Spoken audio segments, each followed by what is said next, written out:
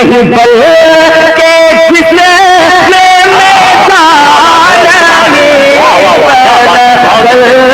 اولاد کمانے کشف تو جا بھی جمانے ہی ہے سنت جمیع کھسانے گی. آپ شیخ ملاحظہ فرمانے شاہ مقطع پڑھ دیتا ہوں. کرو تیرے نام پہ جاں فدا, کرو تیرے نام پہ جاں فدا, نہ بس ایک جاں دو جہاں فدا, نہ بس ایک جاں دو جہاں فدا, دو جہاں سے بھی نہیں جی بھرا, دو جہاں سے بھی نہیں جی بھرا, کروں کیا کرو جہان غلولا, بہت اچھے بہت غلولا بے کمانے گی, کشف دو جاتی جمانے گی, سنت جمیع خصال ہی. مکتب اتر خاص مرادہ فرمانے ارشاد عطا بہت اچھے. کرو مت ہے اہل دو کیا بات ہے, پڑے سے بلا میں میری بلا, کرو مت ہے دو رضا, پڑے سے بلا میں میری بلا, میں گدا ہوں اپنے کریم کا, میں گدا ہوں اپنے کریم کا, میرا دین پانا غلولا بے کمانے گی, کشف تو جاتی جمانے گی, سنت جمیع خصال ہی, صلو علیہ وآلہ. ماشاءاللہ.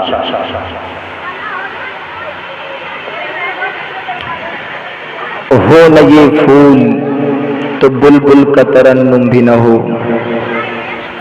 ہو نہ یہ پھول تو بلبل کا ترنم بھی نہ ہو, چمنے دہر میں کلیوں کا تبسم بھی نہ ہو, ہو نہ یہ ساقی تو پھر میں بھی نہ ہو تم بھی نہ ہو, بزم توحید بھی دنیا میں نہ ہو تم بھی نہ ہو, اور خیمہ افلاک کا استاد اسی نام سے ہے, خیمہ افلاک کا استاد اسی نام سے ہے, نبے ہستی تپش آمادہ اسی نام سے ہے, اور کی محمد سے وفا تو نے تو ہم تیرے ہیں, کی محمد سے وفا تو نے تو ہم تیرے ہیں, یہ جہاں چیز ہے کیا لوہو قلم تیرے ہیں, یہ جہاں چیز ہے کیا لوہو قلم تیرے ہیں.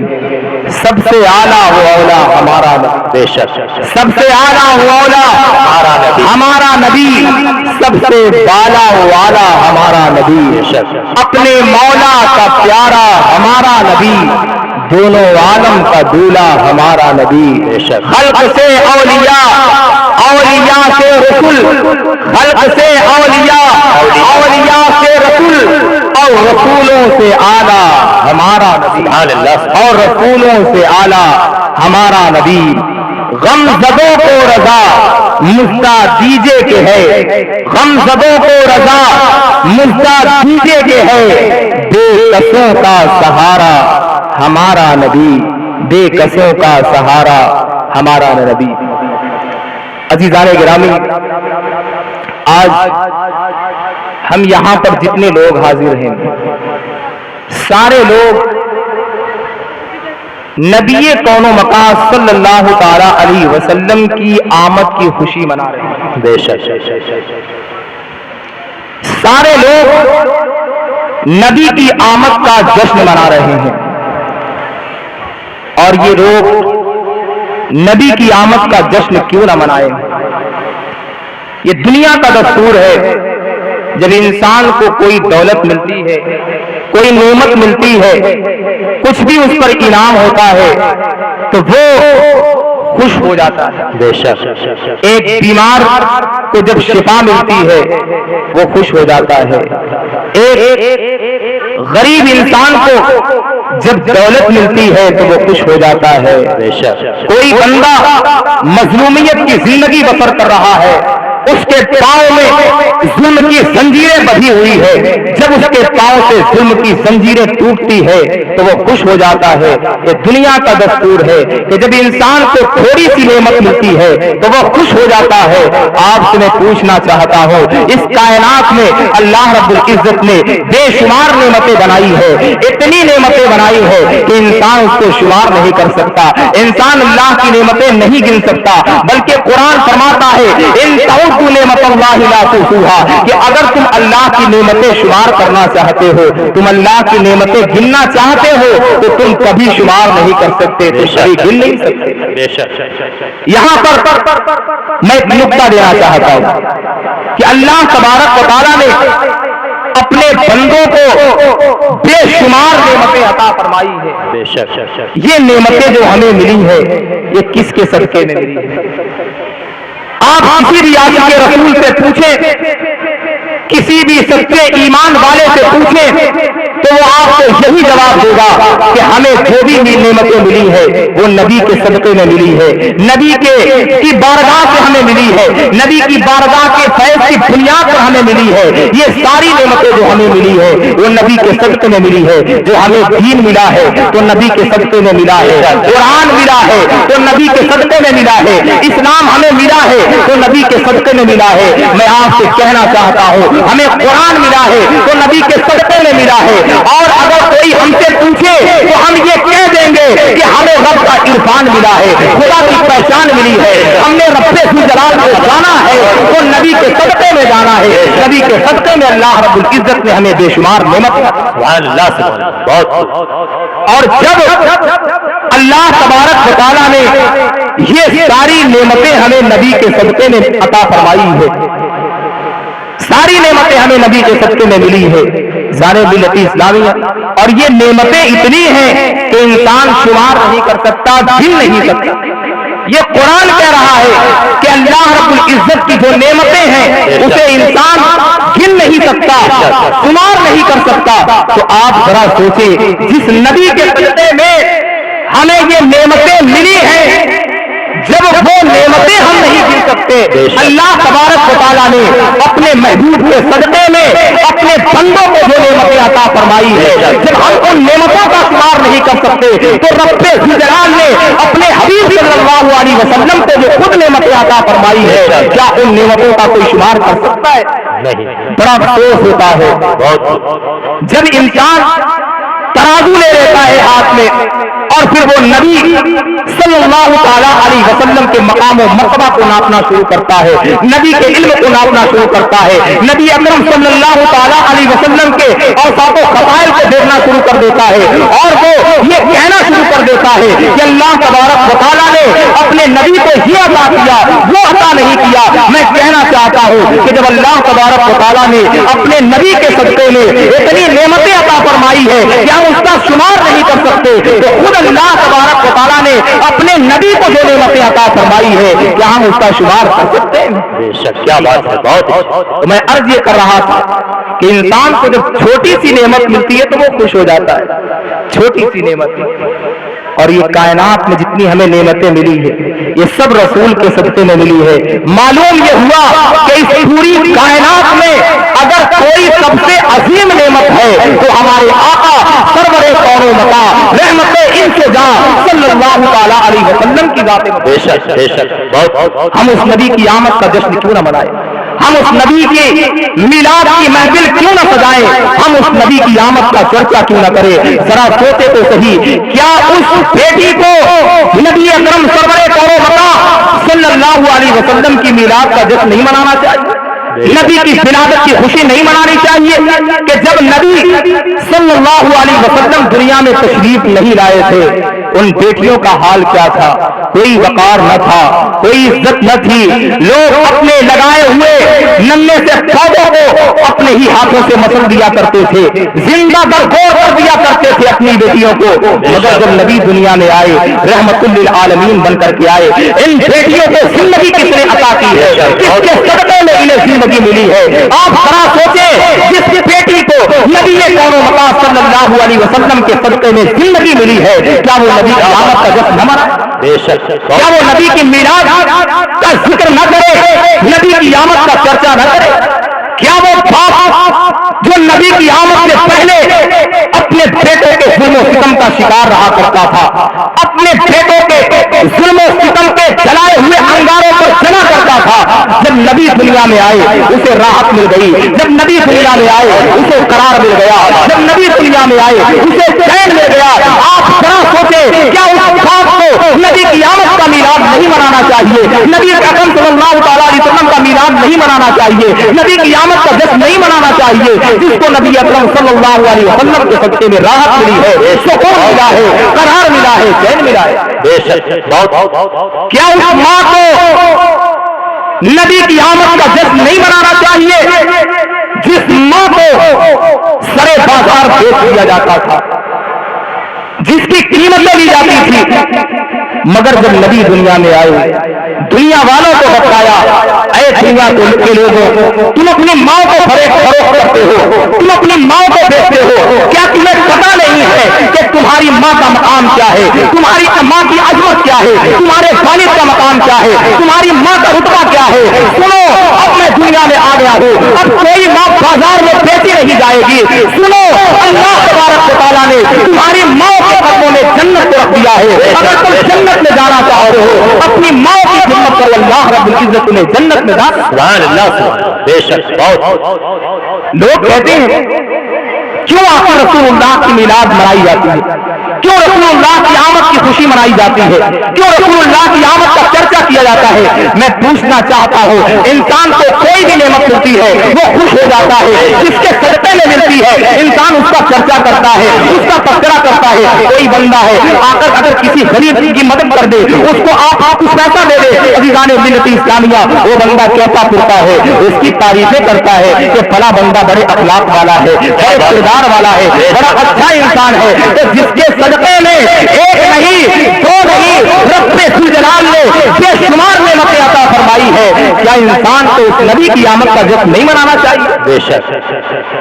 کون ہے کائنات میں جسے رسول گرامی وقار صلی اللہ تعالیٰ علیہ وسلم کے صدقے میں کچھ نہیں ملا؟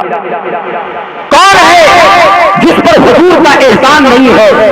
کون ہے جس کو نبی کے صدقے میں نعمت نہیں ملی ہے؟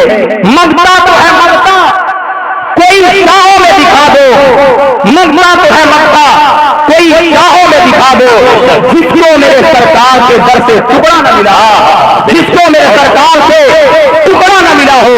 اس کائنات میں کوئی ایسا نہیں ہے جس پر نبی کا احسان نہیں ہے۔ اس زمین پر بھی نبی کا احسان ہے، آسمان پر بھی نبی کا احسان ہے، سورج پر بھی نبی کا احسان ہے، چاند پر بھی نبی کا احسان ہے، یہ دریاؤں کی روانی نبی کے صدقے میں ہے تو اس پر بھی نبی کا احسان ہے، سمندر کی طغیانی پر نبی کا احسان ہے، یہ چرند و پرند پر نبی کا احسان ہے، ان درختوں پر نبی کا احسان ہے، پوری انسانیت پر نبی کا احسان ہے۔ اور جس پر احسان ہوتا ہے وہ احسان ہونے کی بنیاد پر، نعمت ملنے کی بنیاد پر خوشی مناتا ہے۔ مطلب یہ سمجھ میں آ گیا کہ آسمان بھی نبی کی میلاد پر خوشی منا رہا ہے، یہ زمین بھی خوشی منا رہی ہے، یہ کائنات خوشی منا رہی ہے، یہ عزیزان ملت اسلامیہ دریاؤں کی روانی یہ بھی نبی کی نعت پڑھ رہی ہے، یہ سمندر کی طغیانی نبی کی مدسرائی کر رہی ہے۔ اس کائنات میں جو کچھ بھی ہے یہ سب کچھ نبی اکرم صلی اللہ علیہ وسلم کی آمد کی خوشی منا رہا ہے، ساری چیزیں خوشی منا رہی ہے۔ اسی لیے تو کہنے والے نے کہا ہے نثار تیری چہل پہل پر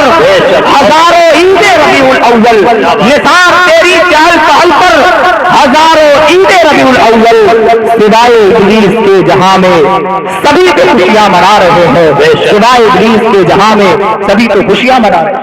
کیا بات، بہت عزیزان ملت اسلامی، اور میں آپ کو بتانا چاہتا ہوں، ہم یہ جو نبی کا میلاد منا رہے ہیں، ہم جو یہ نبی کا چرچا کر رہے ہیں، نبی کی میلاد کی محفل منعقد کر رہے ہیں، یہ رائگاں نہیں ہے، یہ برباد نہیں ہے۔ اللہ تبارک و تعالیٰ اس سے بڑا کرم ہم پر فرماتا ہے۔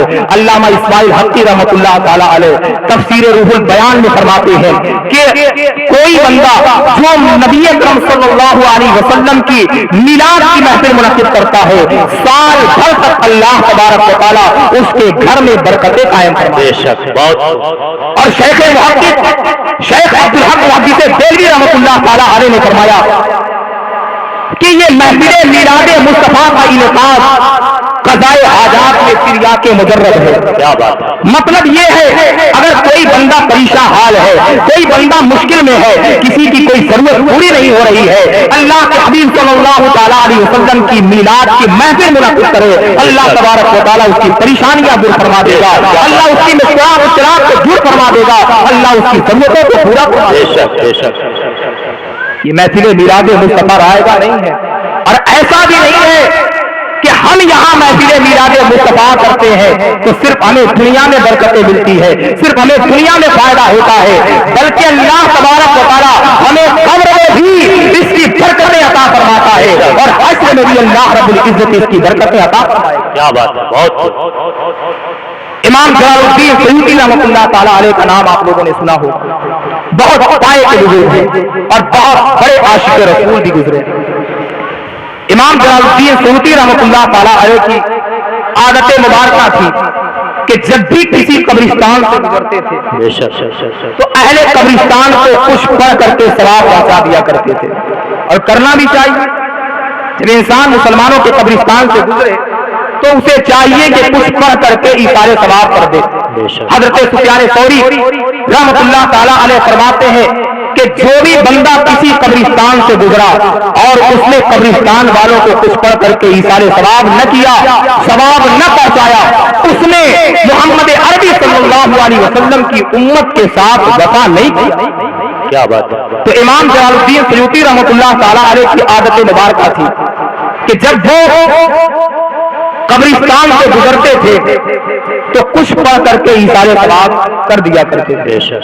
ایک مرتبہ ایک قبرستان سے گزر رہے تھے، فاتحہ پڑھی، ایثار ثواب کیا، اور جب اپنے ماتھے کی نگاہوں کو بند کیا تو دل کی نگاہوں نے دیکھنا شروع کر دیا۔ یہ اللہ والے جب دل کی نگاہوں سے دیکھتے ہیں تو انہیں زمین کے چھپے ہوئے خزانے بھی دکھ جاتے ہیں، لوح محفوظ میں کیا لکھا ہوا ہے یہ ساری تحریریں ان کے سامنے واضح ہو جاتی ہے اور روشن ہو جاتی ہے۔ بے شک۔ جب ماتھے کی نگاہوں کو بند کیا تو پھر دل کی نگاہوں نے دیکھنا شروع کیا۔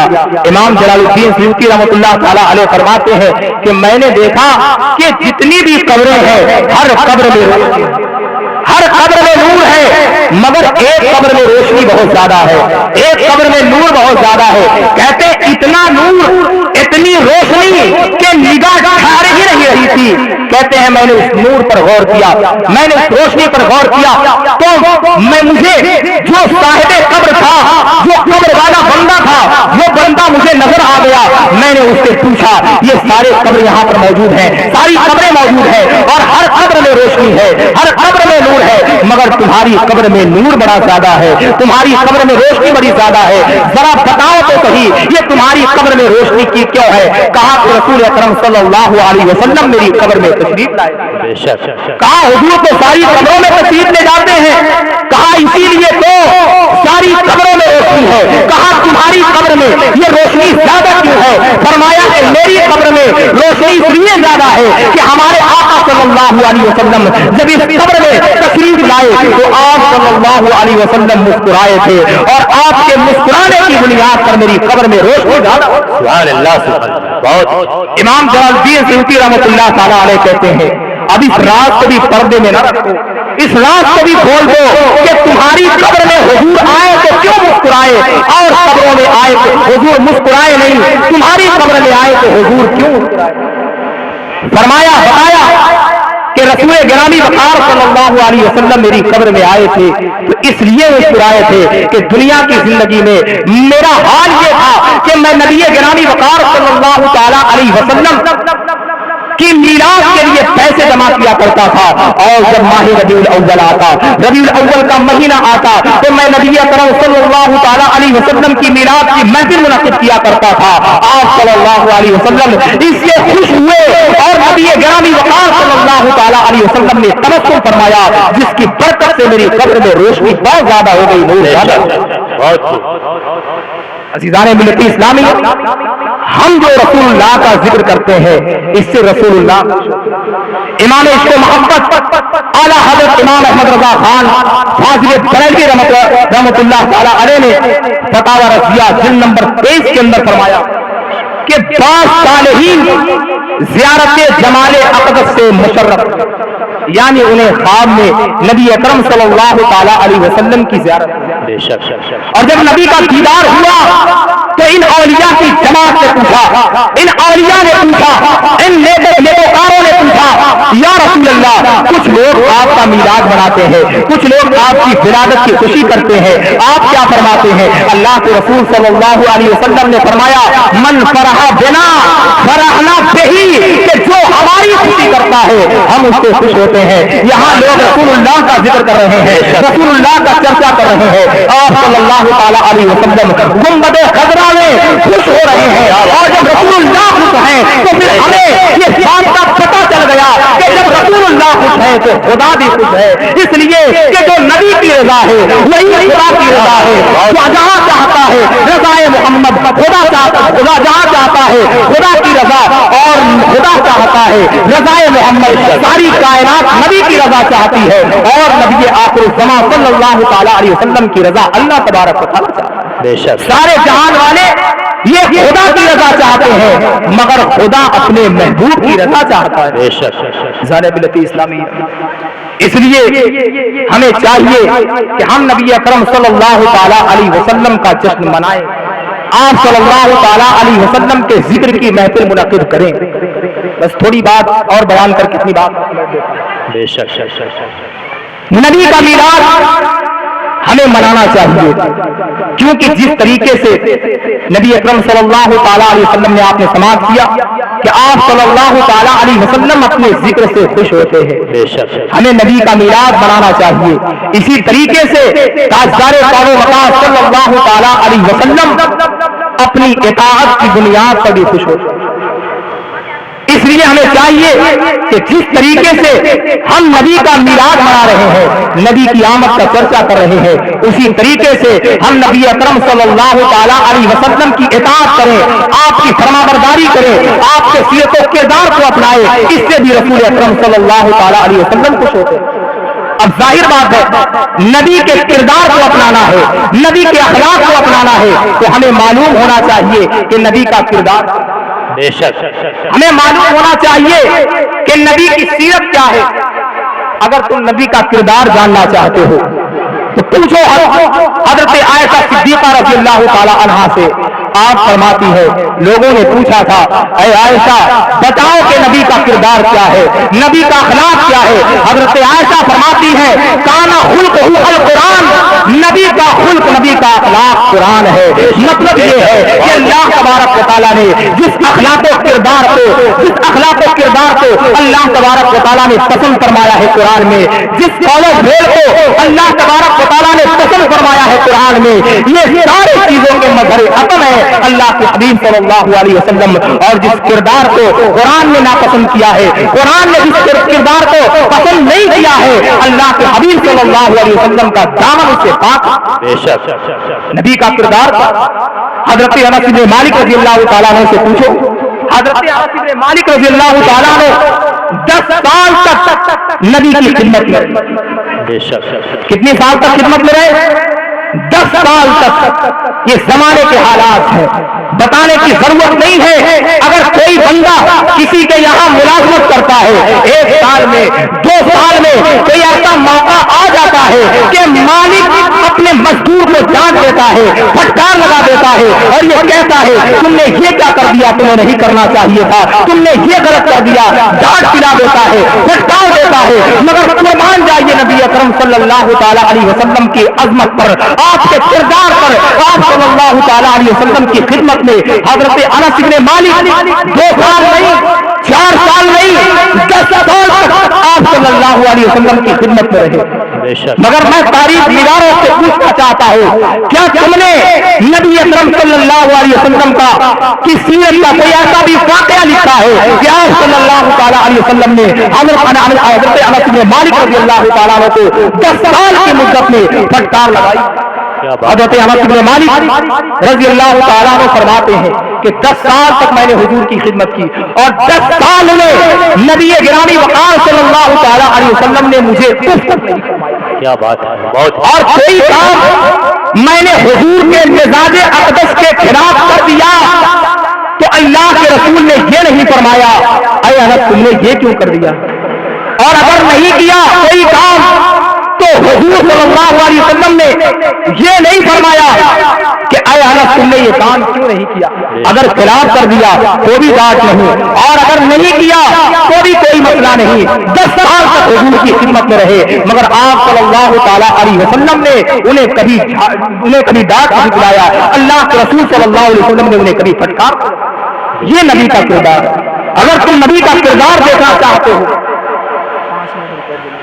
اگر تم نبی کا کردار دیکھنا چاہتے ہو تو سن 8 ہجری کی تاریخ پڑھو, جب مکہ فتح ہوا, نبی گرامی وقار صلی اللہ علیہ وسلم نے حرم الہی میں لوگوں کو جمع فرمایا اور ایک عظیم الشان خطبہ ارشاد فرمایا.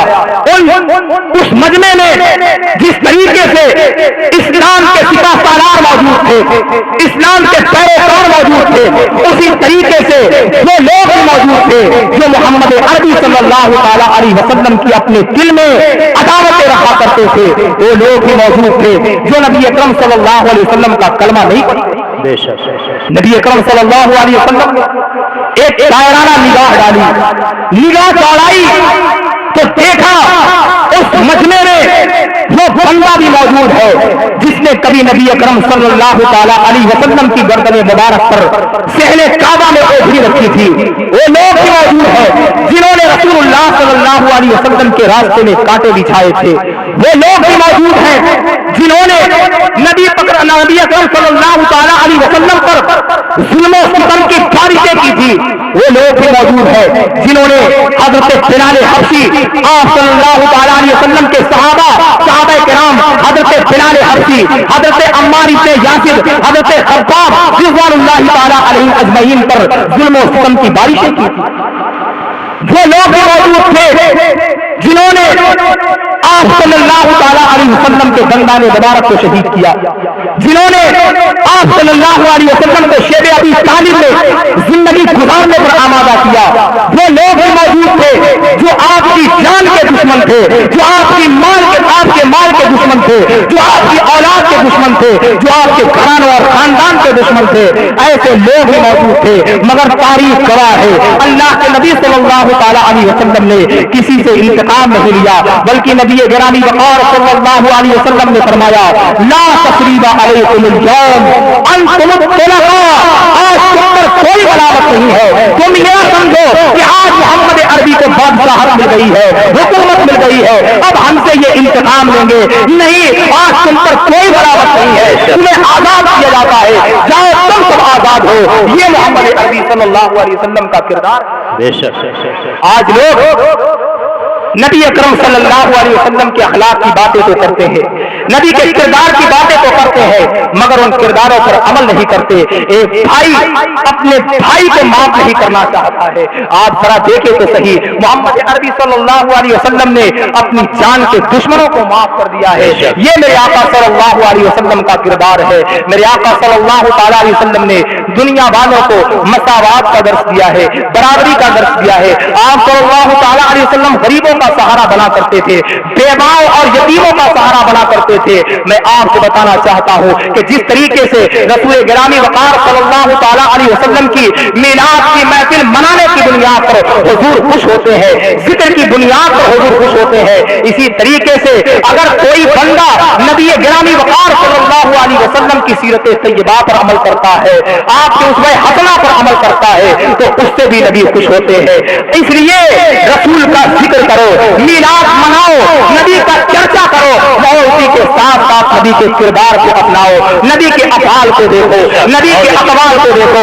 देखो कि रसूलुल्लाह सल्लल्लाहु अलैहि वसल्लम ने अपनी उम्मत को नमाज की कितनी तलकीन फरमाई है, कितनी ताकीद फरमाई है। इसलिए रसूलुल्लाह का जिक्र भी करो और रसूल अकरम सल्लल्लाहु ताला अलैहि वसल्लम के हुक्म के मुताबिक नमाज भी करो, अल्लाह की बारगाह में सजदे भी करो, ताकि अल्लाह के हबीब खुश हो जाए। अल्लाह के रसूल सल्लल्लाहु अलैहि वसल्लम ने ज़कात अदा करने का हुक्म अता फरमाया है कि अगर तुम्हारे मालों में ज़कात फर्ज हो जाए तो तुम अपने मालों की ज़कात निकालो, इसलिए तुम अपने मालों की ज़कात निकालो कि रसूलुल्लाह खुश हो जाए। अल्लाह के रसूल सल्लल्लाहु ताला अलैहि वसल्लम ने सदका व खैरात करने का हुक्म अता फरमाया है, इसलिए सदका व खैरात करो कि रसूलुल्लाह खुश हो जाए। अल्लाह के रसूल सल्लल्लाहु अलैहि वसल्लम ने फरमाया है कि तुम मजबूरों पर, तुम कमजोरों पर जुल्म और सितम मत करो, इसलिए अपने जुल्म के हाथों को मजदूरों से, मजलूमों से, बेकसों से रोक लो, ताकि रसूलुल्लाह सल्लल्लाहु अलैहि वसल्लम खुश हो जाए। आप सल्लल्लाहु अलैहि वसल्लम ने फरमाया है कि पड़ोसियों के साथ अच्छा सलूक करो, इसलिए अच्छा सलूक करो कि रसूलुल्लाह सल्लल्लाहु अलैहि वसल्लम खुश हो जाए। अल्लाह के नबी सल्लल्लाहु अलैहि वसल्लम ने फरमाया झूठ से बचाओ अपने आप को, झूठ बहुत बुरी बात है, इसलिए झूठ को छोड़ दो कि रसूलुल्लाह खुश हो जाए। अल्लाह के हबीब ने फरमाया कि गीबत बहुत बुरी चीज है, अपने आप को गीबत से बचाओ, गीबत से बचने का हुक्म रसूलुल्लाह ने दिया है, इसलिए गीबत को छोड़ दो ताकि रसूलुल्लाह खुश हो जाए। आप सल्लल्लाहु अलैहि वसल्लम ने फरमाया चुगली न करो, इसलिए चुगली को छोड़ दो ताकि रसूलुल्लाह खुश हो जाए। अल्लाह के हबीब सल्लल्लाहु अलैहि वसल्लम ने शराब नोशी से मना फरमाया है, इसलिए शराब पीना छोड़ दो ताकि रसूलुल्लाह खुश हो जाए। सारे आलम सल्लल्लाहु ताला अलैहि वसल्लम ने फरमाया है बेकसों का सहारा बनो, इसलिए बेकसों का सहारा बनो ताकि रसूलुल्लाह खुश हो जाए। सारे आलम सल्लल्लाहु ताला अलैहि वसल्लम ने फरमाया है कि तुम बेवाओं की खबरगीरी करो, इसलिए खबरगीरी बेवाओं की करो ताकि रसूलुल्लाह सल्लल्लाहु अलैहि वसल्लम खुश हो जाए। आप सल्लल्लाहु ताला अलैहि वसल्लम ने फरमाया है कि तुम लोगों के साथ अच्छे अखलाक से पेश आओ, इसलिए लोगों के साथ अच्छे अखलाक से पेश आओ, इसलिए अच्छे अखलाक से पेश आओ ताकि रसूलुल्लाह खुश हो जाए।